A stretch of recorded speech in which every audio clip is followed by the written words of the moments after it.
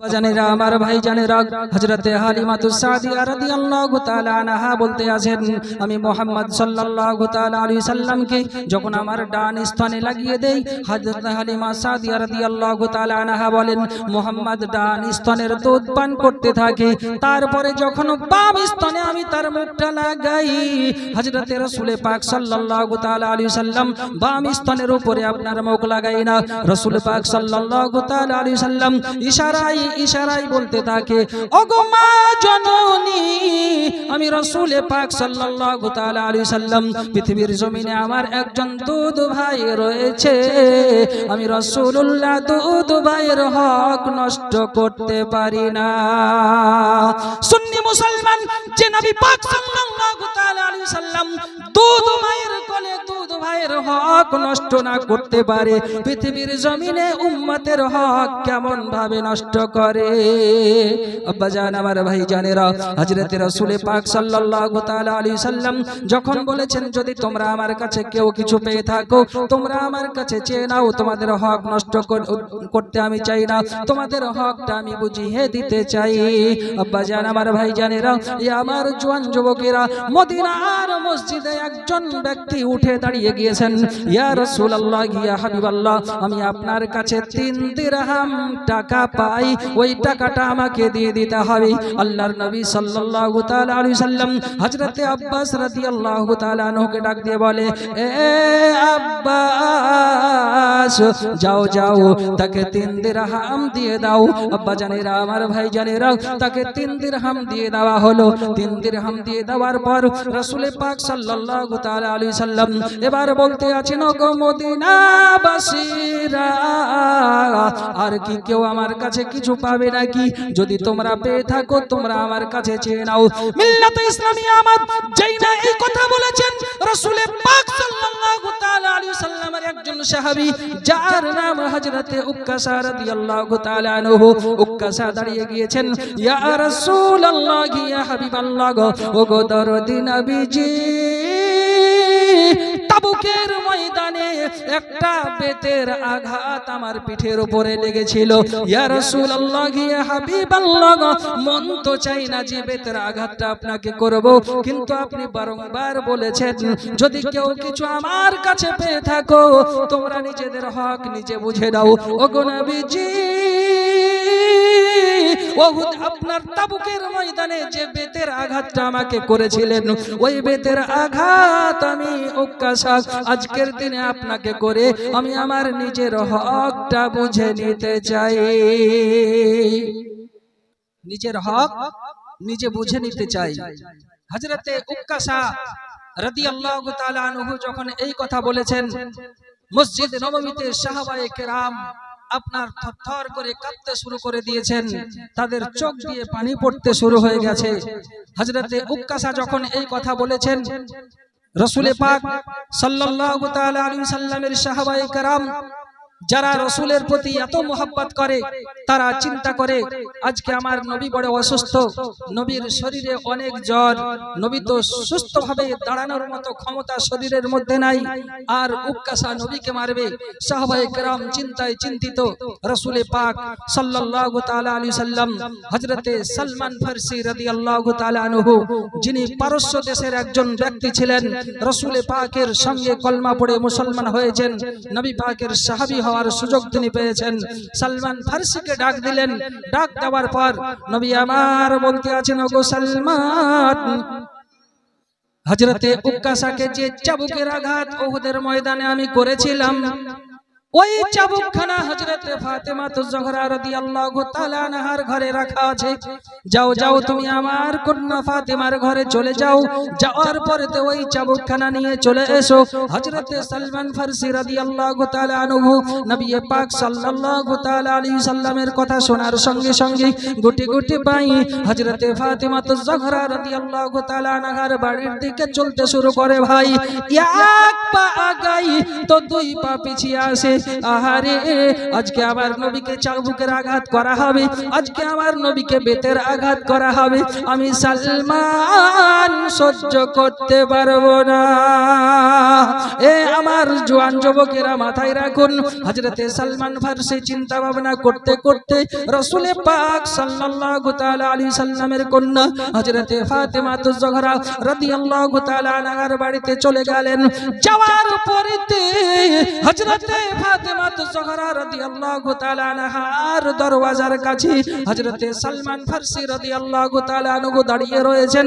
দরওয়াজায় ঠক ঠক করে আওয়াজ দিয়েছেন, দরওয়াজা খোলা হলো, ভেতর থেকে হযরতে ফাতেমাতুজ জোহরা রাদিয়াল্লাহু তাআলা আনহা বেরিয়ে এলেন। এ সালমান, আমার দরওয়াজায় আপনি কেন? ওগো নবী পাকের কন্যা, আপনার দরবারে আমি এসেছি, নিজের ইচ্ছায় আসি নাই, নিজের মনের কারণে আসি নাই, আমাকে রাসূলুল্লাহ আপনার দরবারে পাঠিয়েছেন। ওগো নবী পাকের কন্যা, আজকে রাসূলুল্লাহ সাল্লাল্লাহু তাআলা আলাইহি সাল্লাম মদিনার মসজিদে সাহাবায়ে কেরামকে সঙ্গে নিয়ে বসে আছেন। সাহাবায়ে কেরামকে সামনে বসিয়ে রেখে রাসূল পাক সাল্লাল্লাহু তাআলা আলাইহি সাল্লাম বক্তব্য দিয়েছেন, খুতবা দিয়েছেন। আমার দয়ার নবী মুস্তাফা সাল্লাল্লাহু তাআলা আলাইহি সাল্লাম মদিনার মানুষকে হুকুম দিয়েছেন, এলান করেছেন, যদি তোমরা আমার কাছে কেউ কিছু পেয়ে থাকো তোমরা আমার কাছে চেয়ে নাও, আজকে তোমাদেরকে আমি মিটিয়ে দিতে চাই, বুঝিয়ে দিতে চাই।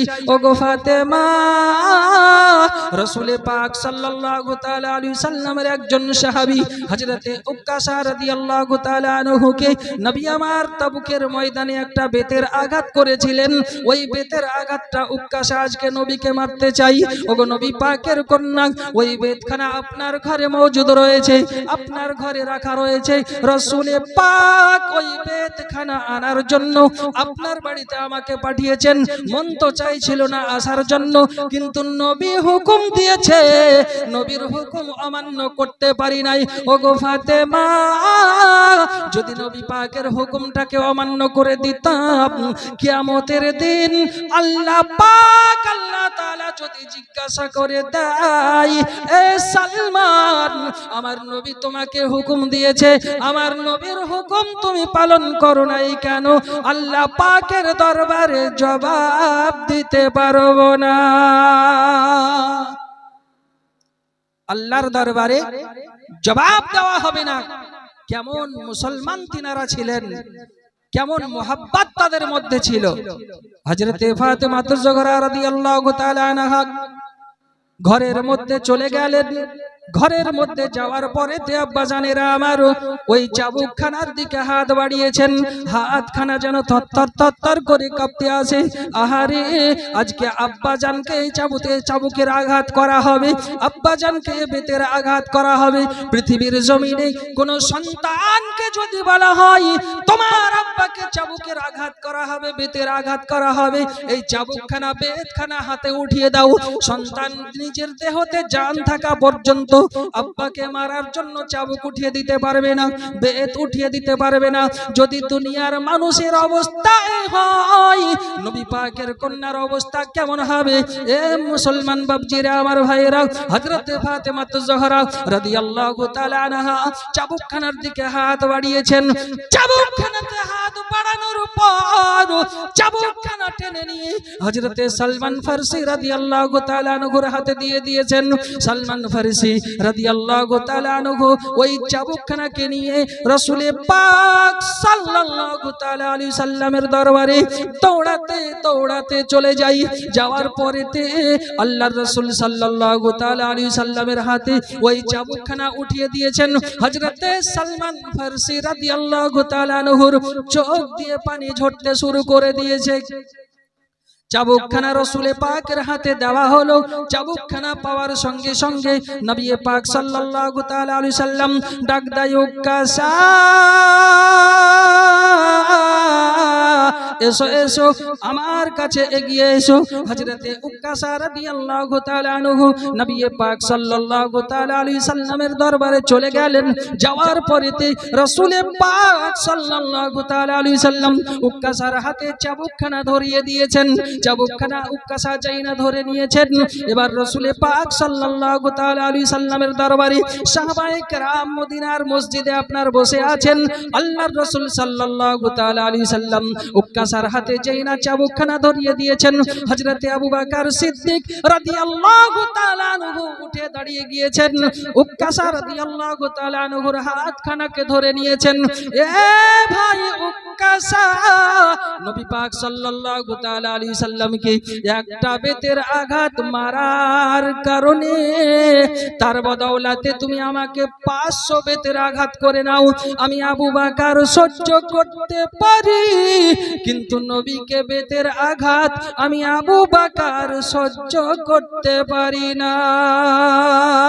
আব্বা জান, আমার ভাই জানেরা, আমার জওয়ান যুবকেরা, হযরতে উক্কাসা রাদিয়াল্লাহু তাআলা আনহু বলে, আবু বকর বেতের আঘাত নবী পাক আমাকে করেছে, বেতের আঘাত যদি করতে হয় ওই বেতখানা নবীকে মারবো, তোমাকে নয়।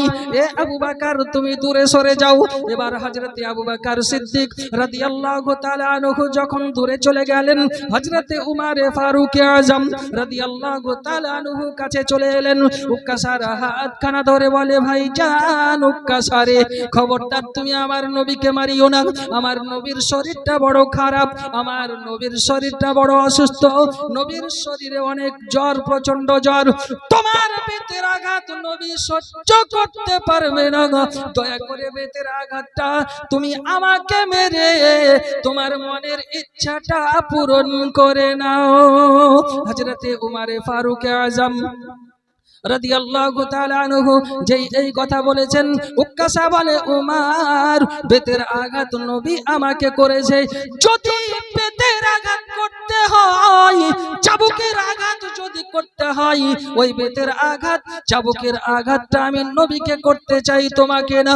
হযরতে রাসূল পাক সাল্লাল্লাহু তাআলা আলাইহি সাল্লামের সাহাবা আপনার সবাই একে একে যখন বলতে আছেন, উক্কাসা একই কথাই বলে, জিদ ধরে আছে, বেতের আঘাত, চাবুকের আঘাত আমি নবী ব্যতীত আর কাউকে মারতে চাই না। আব্বা জান, আমার ভাই জানেরা, আমার জওয়ান যুবকেরা মাথায় রাখুন, হযরতে উক্কাসা যখন জিদ করে নিয়েছেন, সাহাবায়ে কেরাম মসজিদে দাঁড়িয়ে দাঁড়িয়ে অঝর নয়নে কাঁদতে আছে। বাবা, চোখ দিয়ে পানি টস টস করে জমিনে পড়তে আছে, বুকখানা আপনার ভিজে যায়। সবাই একটাই চিন্তা করে, আজকের দিনে রাসূলুল্লাহ সাল্লাল্লাহু তাআলা আলাইহি সাল্লাম বেতের আঘাতটা সহ্য করবে কেমন ভাবে। সবাই একটাই চিন্তা যে আজকে নবীকে বেতের আঘাত করা হবে, চাবুকের আঘাত করা হবে। নবীর শরীরে তো প্রচন্ড জ্বর, আমার নবী পাকের শরীরটা অনেক খারাপ। আজকে উক্কাসা যদি আমাদেরকে চাবুকের আঘাত মেরে নিজের বদলাটা নিয়ে নিত, নিজের হকটা বুঝে নিত, তো বড় ভালো হতো। আল্লাহর রাসূল সাল্লাল্লাহু তাআলা আলাইহি সাল্লামের সাহাবী হযরতে উক্কাসা যখন কোনো কথা শুনলেন না, নবী আমার বলে, উক্কাসা এসো, আমার কাছে এসো। উক্কাসা যখন কাছে চলে গেল, আমার নবী বলতে আছেন, উক্কাসা, যেই দিন তোমাকে বেতের আঘাত করেছিলাম, যত জোরে আঘাতটা করেছিলাম সেই মতো আঘাত তুমি আমার করেও, আমাকে আঘাত করার পর, আমাকে মারার পর তুমি তোমার হকটা বুঝে নাও, তুমি তোমার প্রতিশোধটা নিয়ে নাও। উক্কাসা বলতে আছে, ইয়া রাসূলুল্লাহ, ইয়া হাবিবাল্লাহ, তাবুকের ময়দানে যেই দিন আপনি আমাকে বেতের আঘাত করেছিলেন, চাবুকের আঘাত করেছিলেন, সেই দিন আমার শরীরে কোনো কাপড় ছিল না, খালি শরীরে আমি ছিলাম। আপনাকে যদি বেতের আঘাত মারতে হয়, আপনি আপনার পবিত্র জামা মুবারক, কুর্তা মুবারকটা উপরের দিকে উঠান, আমি আপনার খালি পিঠে চাবুকের আঘাত মারতে চাই। আব্বাজি, আমার ভাই জানেরা, হযরতে উক্কাসা রাদিয়াল্লাহু তাআলা আনহু যখন এই কথা বলেছেন, নবী পাক সাল্লাল্লাহু তাআলা আলাইহি সাল্লাম কুর্তা মুবারক, জামা মুবারকায় হাত লাগিয়ে দিয়েছেন। জামাখানা উপরের দিকে চাটতে শুরু করে দিয়েছেন। সাহাবায়ে কেরাম অবাক চোখে নবী পাকের দিকে তাকিয়ে রয়েছেন। হযরতে রাসূল পাক সাল্লাল্লাহু তাআলা আলাইহি সাল্লাম জামা মুবারক উঠাতে যেই না পিঠের উপরে উঠিয়ে নিয়েছেন, হযরতে উক্কাসা রাদিয়াল্লাহু তাআলা আনহু দৌড়াতে চাবুকখানাকে ছুঁড়ে ফেলে দিয়েছে। ফেলে দেওয়ার পর নবী পাক সাল্লাল্লাহু তাআলা আলাইহি সাল্লামের পিঠে মোহরে নবুয়তে চুমা দিয়েছে। জোরে বলুন। মোহরে নবুয়তে চুমা দেওয়ার পর হযরতে উক্কাসা রাদিয়াল্লাহু তাআলা আনহু নবী পাক সাল্লাল্লাহু তাআলা আলাইহি সাল্লামের নুরানি কদম মুবারাকা জড়িয়ে ধরে নিয়েছেন। ইয়া রাসূলুল্লাহ, ইয়া হাবিবাল্লাহ, ওগো নবীজি, আমি উক্কাসাকে আপনি মাফ করে দেবেন, ক্ষমা করে দিবেন। ওগো দরদি নবীজি, আপনাকে মারার উদ্দেশ্য আমার ছিল না, প্রতিশোধ নেওয়ার উদ্দেশ্য আমার ছিল না, আঘাত করার উদ্দেশ্য ছিল না। ইয়া রাসূলুল্লাহ, ইয়া হাবিবাল্লাহ, হুজুর আপনি তো বলেছেন মাম্মাসা জালাদি লান তামাসসাহুন নার, যার শরীরখানা, যার বডিখানা আমার শরীরের সঙ্গে টাচ করবে, স্পর্শ করবে, ওই শরীরখানা, বডিখানা কিয়ামতের দিন আল্লাহ পাকের ভয়াবহ জাহান্নাম জ্বালাতে পারবে না। ইয়া রাসূলুল্লাহ, ইয়া হাবিবাল্লাহ, আমি উক্কাসা এই কারণে ছলনা করে, বাহানা করে, আপনাকে মারার উদ্দেশ্য করে আপনার পিঠে মোহরে নবুয়তে চুমা দিয়েছি। ওগো নবীজি, আপনি আমাকে ক্ষমা করে দেবেন। যদি আপনি আমাকে ক্ষমা না করে দিন, কিয়ামতের দিন আমার আল্লাহ আমাকে ক্ষমা করবে না। হযরতে উক্কাসা রাদিয়াল্লাহু তাআলা আনহু বলতে আছেন, ইয়া রাসূলুল্লাহ, ইয়া হাবিবাল্লাহ, আপনাকে মারার উদ্দেশ্য আমার ছিল না, চাবুকের আঘাত করার উদ্দেশ্য আমার ছিল না। উদ্দেশ্য ছিল একটাই, আপনার পিঠে মোহরে নবুয়ত, সেই মোহরে নবুয়তে আমি উক্কাসা চুমা দিয়েছি।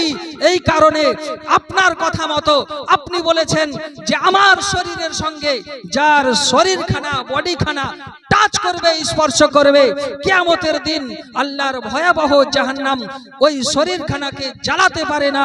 নবী আমার বলে, উক্কাসা তোমার উদ্দেশ্য ছিল এটাই, আমি রাসূলুল্লাহ তোমাকে বলে দিলাম কিয়ামতের দিন আল্লাহ পাকের জাহান্নাম তোমার জন্য হারাম করে দেওয়া হলো। জোরে বলুন সুবহানাল্লাহ।